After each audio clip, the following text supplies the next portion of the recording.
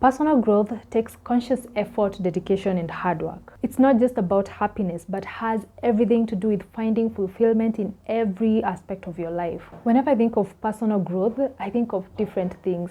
I aspire to see myself showing up holistically. But who am I kidding? Some things are easier said than done, right? It's by the strength that God gives me that I am able to do what I do. Honestly, there are days I just want to sit on the couch and binge on travel vlogs. And other days, I am untouchable. My energy is like from here to Timbuktu, or the farthest place you can think about. So the mood keeps on changing. Sometimes you want this, sometimes you want this.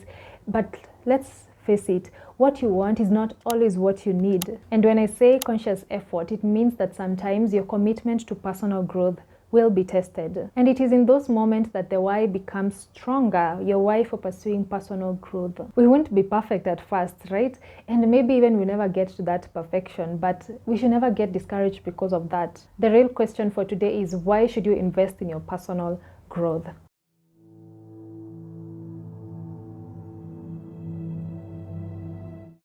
The benefits of being a better version of you are numerous. You are healthier, happier, fulfilled, and this even trickles down to other aspects of your life. So what are the benefits then to pursuing personal growth? The first one is that you get to see a resilience in you that you didn't know you have. From my own experience, before I got on this journey of personal development or growth, things used to get to me so badly, and I remember I would blame people and situations for the hard times. But now I've come to realize that the power really lies on me, or in me. The power lies in me. And this is not to say that hard times ended, as soon as I got on this journey, that hard times just left.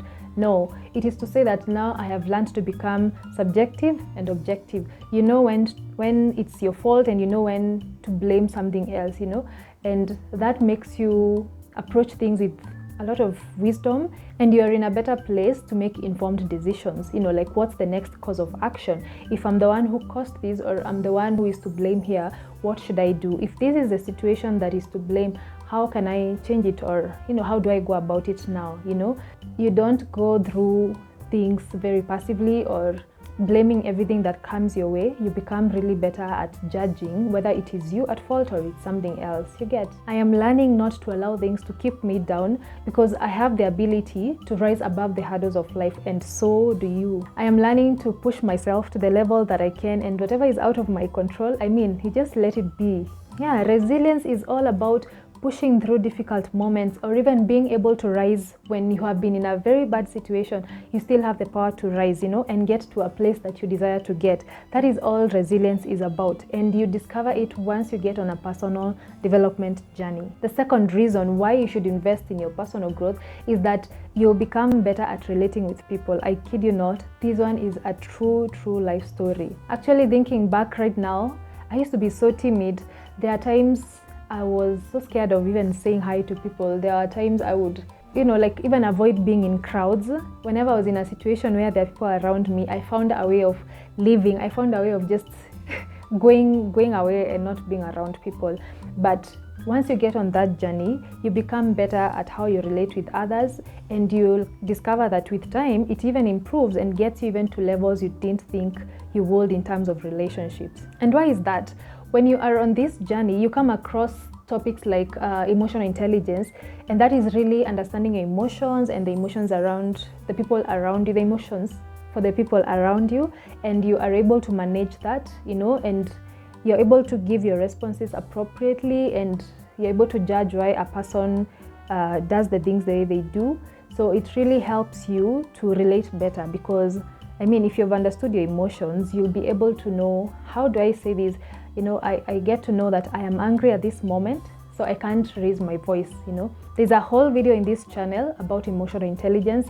I don't know whether it will be up here. Please have a look at it, and don't forget to give it a thumbs up, and share with someone you think would need knowledge on emotional intelligence. The other thing is, once you start to understand yourself, you know what conversations to avoid and the conversations to engage. You know what your limits are in terms of conversations. It's very easy for you to know what talk is not worth your time, and this is really not pride. It's you understanding what you can take and what you can't take. You get to understand that not everything needs your reaction, and that is okay. You will realize that even your circle will begin changing organically, and that is because you begin to gravitate towards people who you are of the same mind with. And still on this topic of circles, you will realize that there's someone you go to for different things. You know, if you need a book on self-help, you know, you can go to person A. If you need someone to listen to you, you know, person B is such a good listener. If you need career advice, you know, person C is your go-to person, and so on.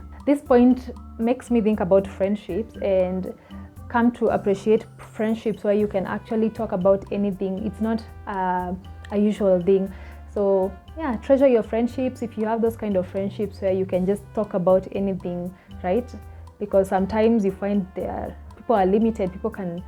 There's someone who is good at this, someone else is good at this. So if you have someone who is holistic in your life and you can talk to them about like literally anything, that's such a big blessing. One of the most important things to relate better with others is learning to set your boundaries so that you can state them clearly and you're able to tell someone, if you do this, this is how I respond. I don't like it when people do this, and so on.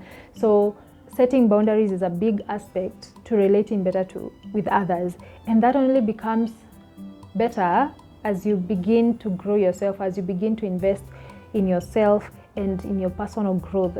I am almost sure the reason why this happens is because personal growth involves taking stock on self. You get to sit with yourself and ask yourself so many questions like, what pisses me off? How do I respond to emotions of anger, anxiety, fear, and so on? What value do I bring to this friendship? Is this friendship serving me? Why did I respond that way? Should I have responded in the first place? You know, these are the kind of questions you get to ask yourself so actively and very consciously. This is all part of personal growth and self-work. You understand? Maybe previously you were so passive on things, but now you realize that you have to pay attention to every single detail because it has an implication on how you turn out or how you do things. Now, that biggest thing that happens when you invest in your personal growth is that it opens doors to connections and networks. I am convinced beyond a shadow of doubt that you cannot work on yourself and miss out on good opportunities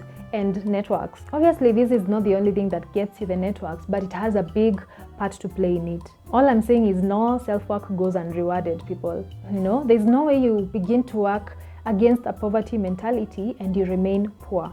You get? There's no way you get better at your diet and work on your physical health and lifestyle diseases attack you. So one has to give. There's no way you read self-help books and remain the same. There's no way you change your perspective on life and begin to see things so positively and you don't meet people who you share the same mind with. Somehow things just align and you begin to meet with people who you share the same mindset and people who are the same, on the same journey as you. The fourth and a very important thing that happens when you begin to invest in your personal growth is that you catch yourself whenever you're being and the thing with being passive is that you might be pissing everyone off and you will never notice it. You just be like, why are people avoiding me? I have noticed I have no friends. Maybe it's just who I am. Well, in real sense, it is that passivity that causes you to do things that are off and you end up pushing everyone away. Personal growth gets you so in touch with yourself that whenever something is going off, something you've worked so hard maybe to shed off or to gain, whenever something is going against that, you're able to notice it and you pick it up very fast and you change. If it's new habits that you are beginning to pick, you get to see them very clearly. If you're picking up old habits that will take you down, you are able to shed them off very fast. And you guys, this is the best thing you can do for yourself. I'm not even joking about it. There are so many reasons why you would want to invest in your personal growth. Some might not even be mentioned in videos that you come across. Some you just know them for yourself because it's your own journey. It's personal growth. It's your own journey. You get to customize the reasons. Why are you on that journey? So you get to define them for yourself. Hear this out though. This is the end of the video, but if I get like 10 comments of people who are interested in knowing more reasons or finding out more reasons to invest in their personal growth, I'll definitely jump onto that and do a video on the same. But as of now, this is where we end it. Thank you so much for watching. Please make sure to give this video a thumbs up. Share with someone you know will benefit from this video just as you have. Bye for now and see you in one of my other videos.